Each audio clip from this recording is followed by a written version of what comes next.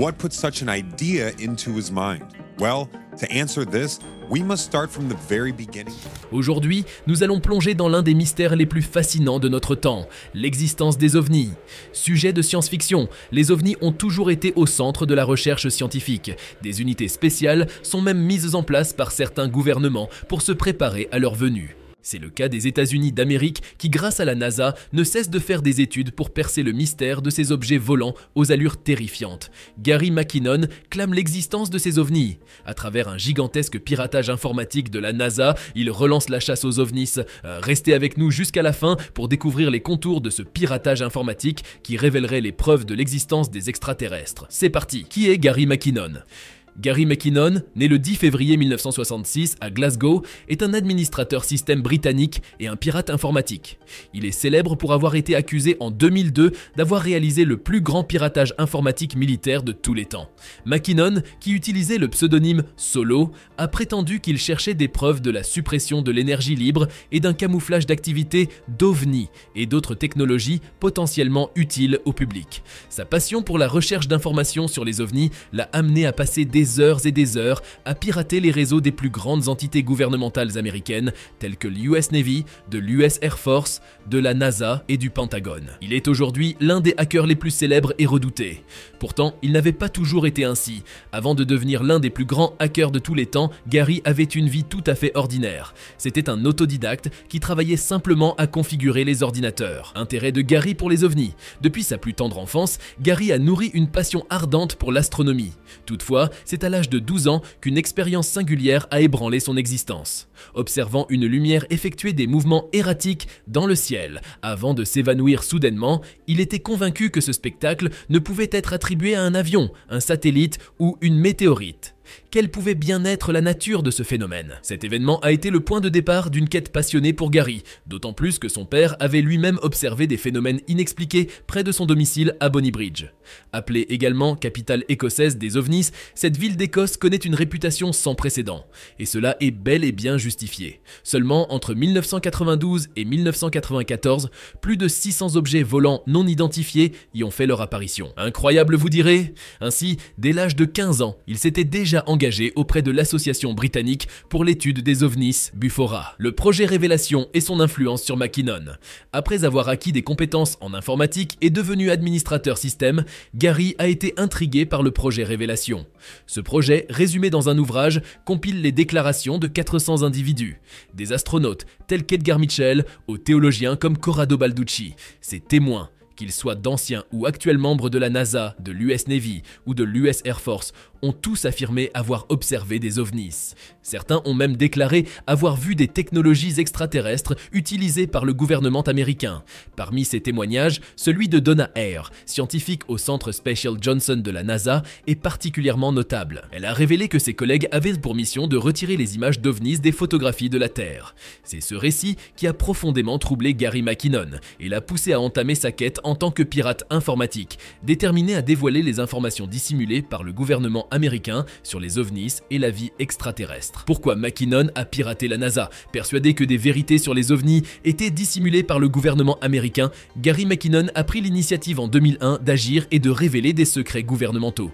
Utilisant ses compétences en piratage informatique, il s'est infiltré dans des réseaux militaires américains pour accéder à des documents classifiés. Bien que la majorité de ces documents n'aient pas apporté d'informations pertinentes, il a néanmoins fait des découvertes intrigantes. Lors de son incursion dans les systèmes de l'US Space Command, une entité du département de la Défense responsable de la gestion de l'arsenal nucléaire, McKinnon a ouvert un fichier Excel nommé Non-Terrestrial Officers, qui veut dire officiers non terrestres. Cela suggère des officiers qui ne sont pas basés sur Terre, ce qui peut impliquer qu'ils sont associés à des opérations spatiales ou à des vaisseaux spatiaux. Dans le contexte des théories sur les ovnis, cela pourrait être interprété comme une référence à des personnels impliqués dans des programmes spatiaux secrets ou des technologies extraterrestres. Toutefois, il convient de noter que cette interprétation est purement spéculative et n'est pas confirmée par des preuves concrètes. En effet, ce fichier contenait une liste de noms et de grades. Malgré ses recherches, Gary McKinnon, le célèbre hacker de la NASA,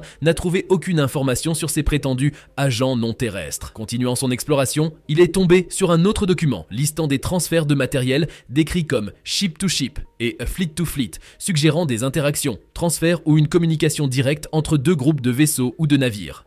Gary était convaincu que ces termes ne faisaient pas référence à des extraterrestres, mais plutôt à l'idée que la marine américaine développait une force spatiale secrète, équipée de vaisseaux construits grâce à des technologies extraterrestres. Dans une interview accordée à la BBC, McKinnon a exprimé sa conviction. « J'étais sûr qu'il existait des preuves solides que certaines branches secrètes des services de renseignement américains avaient accès à une technologie extraterrestre avancée, qui pourrait aujourd'hui nous offrir une source d'énergie propre, gratuite et non polluante. » Il a ajouté « Je croyais que si cela était vrai, c'était contraire à la Constitution américaine. À l'époque, je n'avais pas envisagé la possibilité d'une peine de prison. » Pas convaincu des premiers résultats de ses recherches, Gary pousse encore plus loin sa curiosité en infiltrant le réseau informatique du bâtiment 8 du Centre spatial Johnson de la NASA, lieu où travaillait Donna Hare. Après avoir réussi à pénétrer dans le système, il remarque un dossier sur l'un des ordinateurs du centre qui attire immédiatement son attention.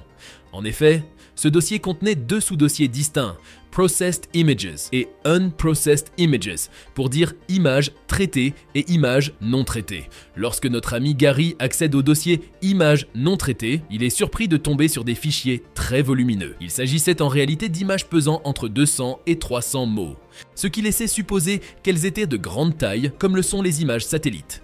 Contrairement aux connexions dont jouissent aujourd'hui nos petits frères sur leur tablette, celle de Gary avait un débit ne pouvant pas excéder 56 kbps. Le temps nécessaire, ne serait-ce que pour afficher une image de un main, était estimé à 5 minutes, il lui aurait donc fallu patienter plus de 15 heures, rien que pour l'affichage d'une image. Il a donc pris l'initiative de réduire la qualité de celle-ci en diminuant la résolution couleur de la machine, afin d'accélérer le processus. Toutefois, cela devait durer une éternité.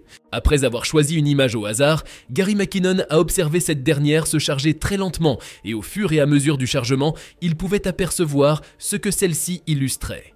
L'image montrait bel et bien la planète Terre. Cependant, il vit quelque chose qui l'intrigua. Juste à côté de la Terre se trouvait un grand objet en forme de cigare, a-t-il déclaré. Les extrémités de cet objet étaient légèrement aplaties et les dômes sphériques visibles au-dessus, en dessous sur les côtés, rendèrent l'objet très particulier. Il affirme « Il n'y avait aucune soudure, aucun rivet, pas d'antenne télémétrique, rien du genre. Il est évident que ça ne ressemblait à aucun satellite que j'avais vu. Je suis accro à l'espace depuis l'âge de 14 ans, donc j'en ai vu des photos de satellites. Alors quelle était la nature de ce fameux engin? Cette question reste posée. On croirait que Gary a des super pouvoirs pour s'infiltrer au cœur du réseau de la NASA sans craindre des poursuites judiciaires. Eh bien non, mais comment procédait-il? C'est la question qui fascine tous les fans de l'hacker. Comment McKinnon a-t-il piraté la NASA? Quand on a demandé à Gary McKinnon comment faisait-il pour pirater les réseaux, ce dernier répondit qu'il procédait par une méthode appelée exploitation de relations de confiance.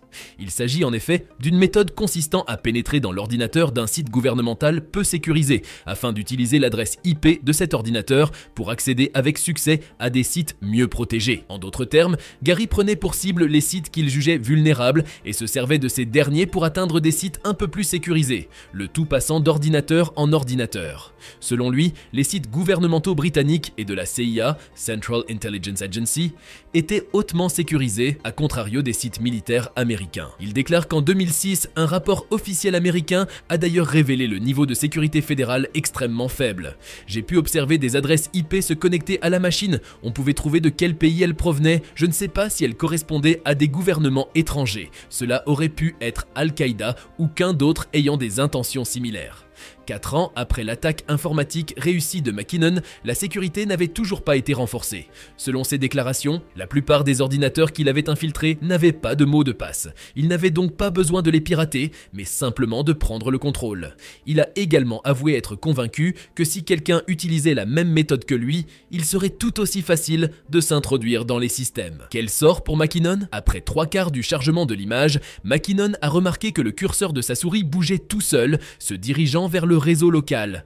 Soudain, la connexion a été coupée, il avait été repéré. Quelqu'un dans le centre spatial avait sans doute remarqué qu'un ordinateur était contrôlé à distance. C'est ainsi que le gouvernement américain a pu remonter jusqu'à son adresse IP et son adresse physique au Royaume-Uni. Il faut dire que ce dernier a quelque part facilité les choses car il ne prenait aucune précaution pour cacher sa présence. Contrairement à l'hacker classique qui s'assure de couvrir ses arrières et d'opérer dans l'ombre, Gary lui utilisait sa propre adresse IP ainsi ainsi que son adresse courriel attachée à sa résidence de Londres lors de ses sessions de piratage. Bien plus tard dans une interview, il déclarait « Je voulais presque être attrapé parce que ça me ruinait. J'avais ce truc classique de vouloir être attrapé pour qu'il y ait une fin. » 2 ans après avoir infiltré les systèmes informatiques les plus sécurisés du gouvernement américain, Gary est finalement arrêté par la police britannique spécialisée dans les crimes informatiques. Ces derniers saisissent tout son équipement, le conduisent au poste de police où il sera soumis à un interrogatoire intensif de plusieurs heures. Toutefois, ce dernier est très coopératif et admet avoir infiltré les systèmes les plus sécurisés du gouvernement américain. Il savait éperdument que la police finirait par tomber sur des preuves pouvant l'accabler. D'autant plus que les équipements avec lesquels il opérait étaient désormais en leur possession, l'histoire s'annonçait plutôt pas mal pour notre ami Gary. Les autorités américaines lui reprochèrent d'avoir subtilisé près de 950 mots de passe, d'avoir piraté une centaine d'ordinateurs allant de la NASA aux plus grands organismes militaires américains tels que l'armée et la marine, le tout causant des dommages évalués entre 700 000 et 800 000 $. Ce n'est pas tout, les Américains l'accusent également d'avoir supprimé des fichiers dans une station aéronavale américaine peu de temps après les attentats du 11 septembre 2001. Ils décrivent les actes de piratage de Gary comme étant faits de façon intentionnelle et calculée afin d'influencer et affecter le gouvernement américain par l'intimidation et la coercition. Avec tous les chefs d'accusation à son encontre, Gary encourait pas moins 70 ans de peine de prison si son extradition vers les États-Unis était effective. Cette vidéo touche malheureusement à sa fin. Si vous avez apprécié le contenu, n'hésitez pas à nous le faire savoir en cliquant sur le bouton j'aime. Nous vous invitons également à activer la cloche de notification si vous souhaitez ne rater aucune de nos prochaines vidéos. Merci et à bientôt sur Agora.